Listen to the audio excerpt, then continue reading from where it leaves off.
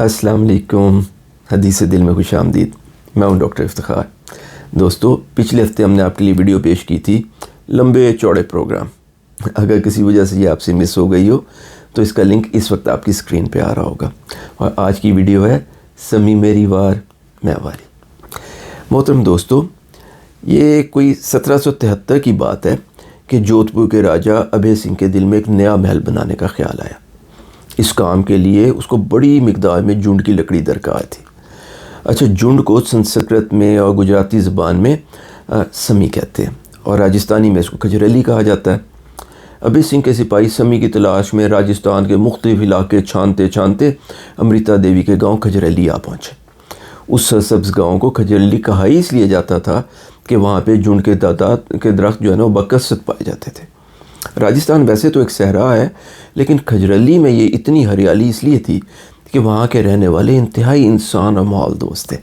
ان کے بشنوئی عقیدے کے مطابق انسانوں کو تکلیف دینا یا جانوروں کو ہلاک کرنا اور درختوں کو کاٹنا وغیرہ سخت منع تھا۔ کھجریلی کے لوگ اپنے آنگن اور گاؤں میں لگے ہوئے درختوں کو اپنے خاندان کا فرد سمجھتے تھے اور خاندان کے ایک فرد کی طرح ہی ان سے پیار بھی کرتے تھے اور اس کی حفاظت بھی کرتے تھے۔ اچھا، راجہ کے سپاہیوں نے جب امرتا دیوی کی موجودگی میں ایک سمی یعنی جھنڈ کے درخت کو کاٹنے کی کوشش کی تو امرتا دیوی نے انہیں منع کیا اور ان کے درخت کے درمیان آ گئی۔ جب وہ باز نہ آئے تو امرتا دیوی آخری حربے کے طور پر درخت کے تنے سے یہ کہہ کے لپٹ گئی کہ دیکھو، اگر تم نے اس درخت کو کاٹنا ہے تو تمہیں پہلے مجھے کاٹنا پڑے گا۔ سپاہیوں نے کلاڑیوں کے پے در پہ وار کر کے امرتا دیوی کے جسم کے ٹکڑے کر دیے۔ امرتا دیوی کے بعد اس کی تینوں بیٹیاں آسو، رتنی اور بھاگو بھی ایک ایک تنے سے لپٹ گئیں اور یہ گاتی رہیں کہ سمی میری وار میں واری، میں واریانی سمیے، یعنی کہ میرے پیارے سمی کے درخت، لگتا ہے کہ اب میری وفاداری آزمائے جانے کا وقت آ گیا اور میں تجھ پہ واری جاؤں، میں تو تیرے خاطر اپنی جان قربان کر دوں گی۔ ابھے سنگھ کے سپاہیوں نے یکے بعد دیگرے ان تینوں بہادر بیٹیوں کو بھی ہلاک کر ڈالا۔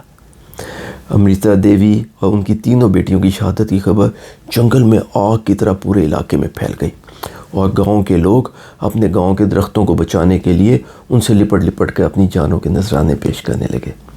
اچھا، اس سے پہلے کہ راجہ تک یہ خبر پہنچتی اور قتل و غارت کا یہ سلسلہ بند ہوتا، 363 لوگ اپنی جانوں کی قربانی دے چکے تھے۔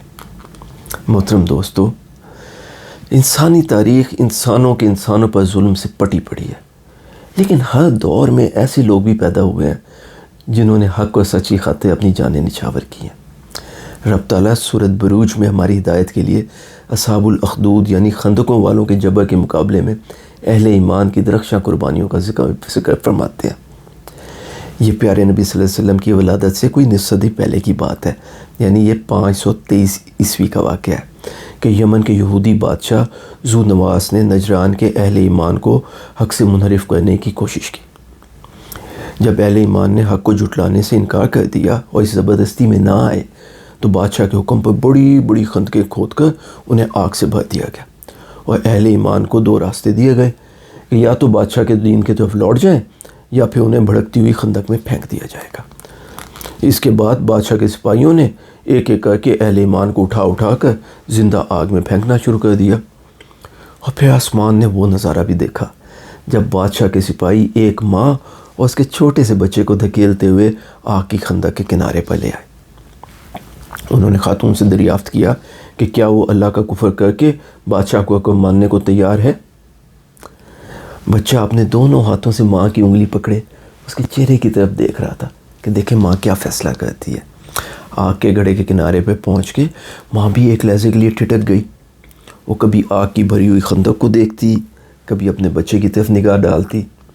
ماں کے چہرے پہ گھبراہٹ اور پریشانی دیکھ کر بچے نے ماں سے سوال کیا کہ اماں، کیا ہم حق پہ نہیں ہیں؟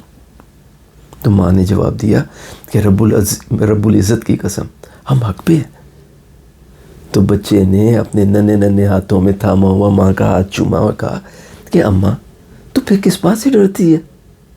یہ سن کر ماں مسکرائی اور اس نے بچے کی طرف دوبارہ دیکھا اور پھر دونوں آگ میں کود گئے۔ محترم دوستو، تاریخ میں باضمیر، باکردار اور بہادر لوگ حق، سچ اور اعلیٰ مقصد کے لیے اپنی جان و مال کی قربانی ہمیشہ دیتے آئے ہیں۔ لیکن دوستو، بحیثیت قوم آج ہم اخلاق و کردار کے کس مقام پہ کھڑے ہیں؟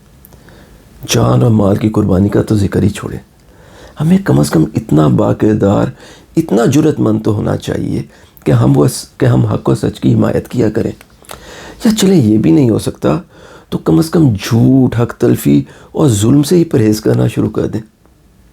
ایک معمولی سے گھریلو جھگڑے سے لے کر ایک ملک کی لیڈر کی سپورٹ تک اپنی حمایت کسی کے پلڑے میں صرف اس لیے نہ ڈال دیں کہ وہ میرا قریبی رشتہ دار ہے، یا میرے علاقے، میرے شہر یا میرے صوبے کا رہنے والا ہے، میری زبان بولتا ہے، یا میرے مذہبی فرقے سے تعلق رکھتا ہے، یا میرا قریبی دوست یا میرا تعلق دار ہے، یا میری پسندیدہ پولیٹیکل پارٹی کا ممبر ہے، یا میرے ہی پیشے کا پیٹی بھائی ہے۔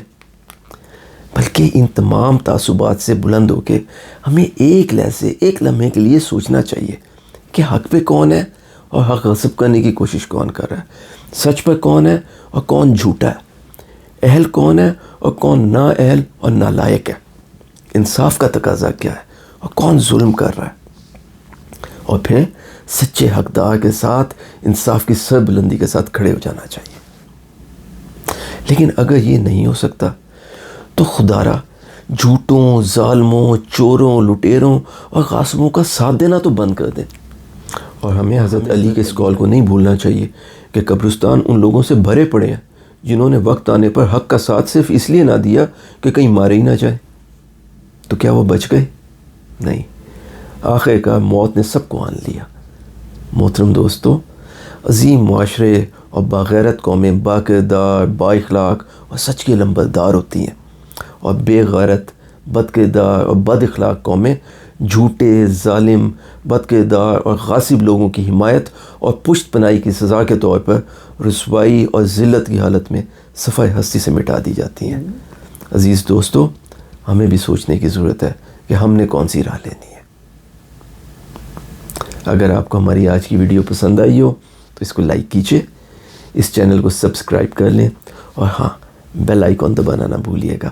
اپنے اور اپنے آس پاس کے لوگوں کا بہت خیال رکھا کریں۔ اللہ ہم سب کا حامی و ناصر ہو۔